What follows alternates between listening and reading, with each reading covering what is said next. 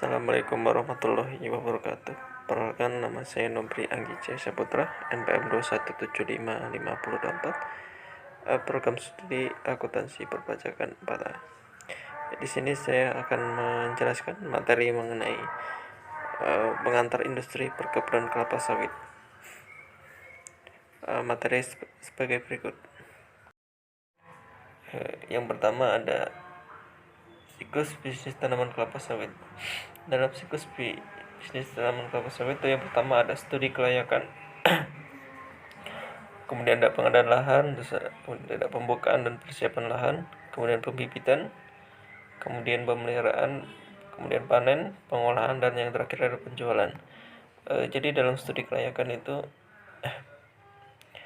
bibit terus dilakukan studi atau uji coba terlebih dahulu untuk mendapat kelayakannya. Kemudian ada pengadaan lahan. Pengadaan lahan itu harus diadakan agar lahan yang disiapkan itu dengan tanah yang subur atau baik. Kemudian ada pembukaan persiapan lahan. Lahan yang akan ditanamin tanaman kelapa sawit terus di pembukaan dan persiapkan lahannya agar ketika bibit sudah ada, lahan pun sudah siap. Kemudian ada pembibitan. Jadi dalam pembibitan ini bibit yang ditanam atau bibit yang kelapa sawit yang ditanam harus layak dan unggul agar mendapat hasil yang memuaskan. Kemudian ada pemeliharaan, jadi pemeliharaan terus harus sangat diperhatikan dalam bisnis tanaman kelapa sawit, yang dimana tanaman tersebut sangat rentan akan hama. Oleh karena itu pemeliharaan harus sangat diartikan. Kemudian ada panen.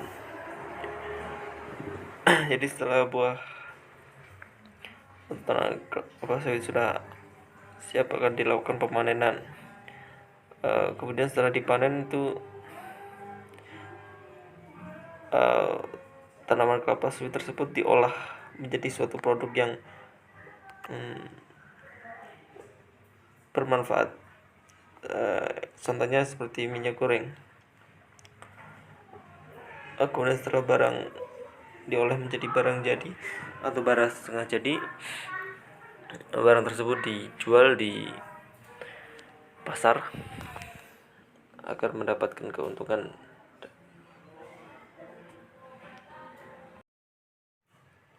Kemudian ada struktur organisasi perkebunan. Berikut bagian atau struktur dari organisasi perkebunan. Bisa dilihat atau dibaca dengan sendiri.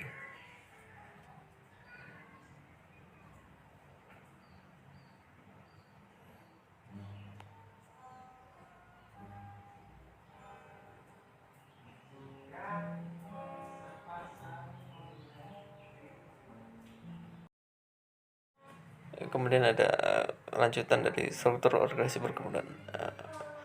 Bagian sebagai berikut. Maaf jika bagian tidak terlihat dengan jelas. Berikutnya ada akuntansi setelah peranan mencakup antara ada pengukuran setelah perolahan lahan.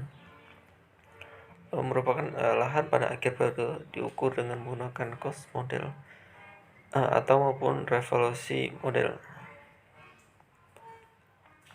agar mendapatkan hasil yang jelas atau tepat.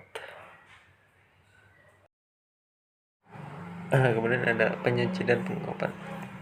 Terlain yang pertama ada lahan atau tanah yang dimana disajikan di dalam laporan posisi keuangan sebagai aset tetap.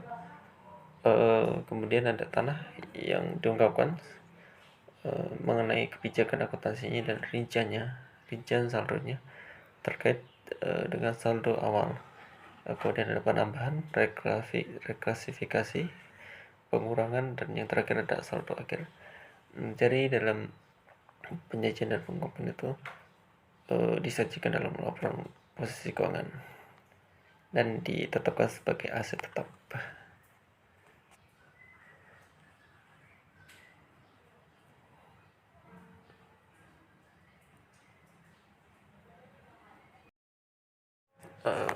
Kemudian berikutnya ada akuntansi pembibitan. Antara lain ada pembibitan sawit, dapat diperoleh dengan cara membeli bibit sawit atau melakukan penangkaran sendiri. Kemudian ada untuk bibit yang ditangkar sendiri merupakan aset biologis. Kemudian itu dilakukannya pelakuan praktis yang dimana pelakunya harus melakukan pelakuan yang standar.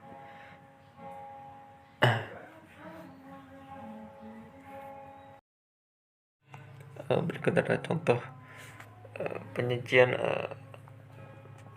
dalam laporan keuangan mengenai apa saja yang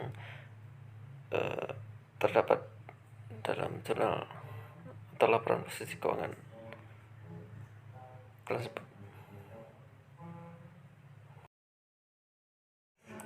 Kemudian berikutnya ada unit pembibitan kelapa sawit atau UPKS. Bolehnya menggunakan sistem pembibitan 2 tahap atau double stage, yaitu antara lain yang pertama ada tahap primer nursery atau pembibitan awal, kemudian ada pembibitan dilakukan dengan yang terbuat dari baja ringan dengan ditutupi oleh parnet atau bibit, kemudian digunakan oleh UPKS Polena merupakan bibit yang berasal dari Medan. Pada tahap ini bibit ditanam dan disusun rapat sampai berumur 2-3 bulan. Bibit ditanam menggunakan polybag berukuran 14x22. Media tanam digunakan tanah yang dicampur dengan pasir. Kemudian pemeliharaan bibit ini tahap nursery, antara pengisian dan penyusunan polybag, alih tanam, penyiraman, pengendalian gulma, pemupukan, dan yang terakhir ada pengendalian hama atau penyakit.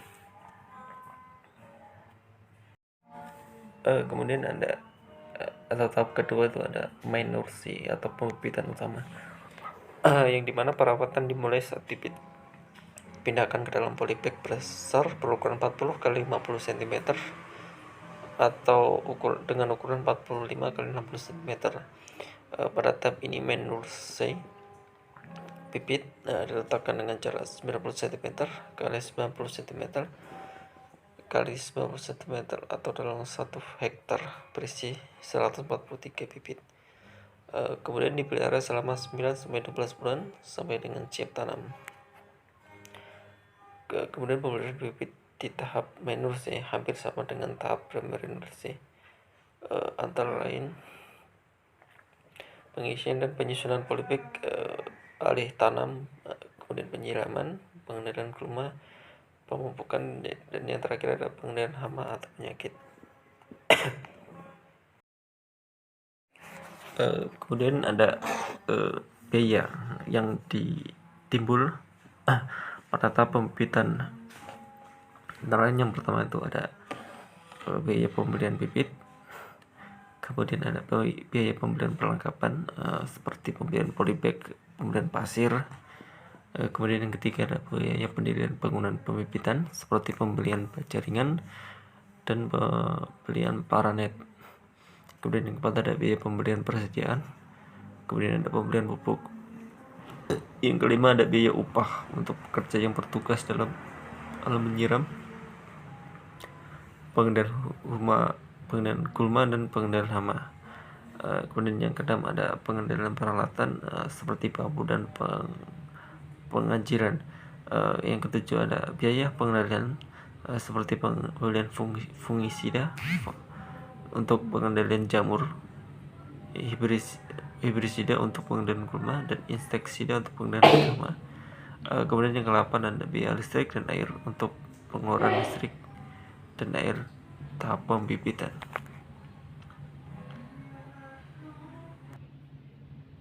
Kemudian ada akuntansi perolehan lahan, yang dimana perolehan lahan itu diatur dalam PSAK 16 dan ISAK 25. Kemudian ada biaya perolehan tanah, di mana biaya perolehan tanah HUG, HGB, dan HP diakui sebagai aset tetap PSAK 16. Kemudian ada umur ekonomik tidak terbatas atau tidak disusutkan kecuali tidak terdapat bukti sebaliknya yang mengindikasi bahwa perpanjangan atau pembaruan hak atas tanah kemungkinan besar atau pasti tidak diperoleh. Kemudian ada biaya mendapatkan hak legal, yaitu biaya perolehan pertama kali atau bagian dari harga perolehan tanah PSAK 16.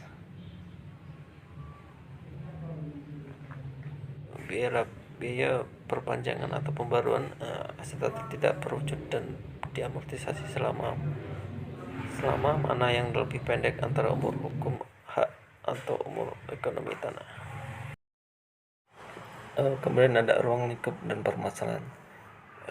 Ruang lingkup antara lain itu ada akuntansi tanah sebagai aset tetap oleh entitas yang memiliki hak atas tanah melalui hak guna usaha, hak guna bangunan, hak pakai. Permasalahan yang timbul itu dalam ruang lingkup dan permasalahannya itu antara lain ada apakah tanah yang diperoleh melalui hak guna usaha, hak guna bangunan, hak cipta diatur dalam PSK 16. Kemudian apakah biaya perolehan terkait disusutkan sesuai dengan nomor hak, dan bagaimana pengakuan awal dan perpanjangan atau pembaruan.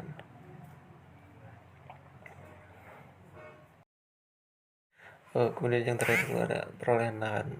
Dalam pengakuan perolehan, yang pertama perolehan tanah diakui sebagai aset tetap yang tidak disusutkan.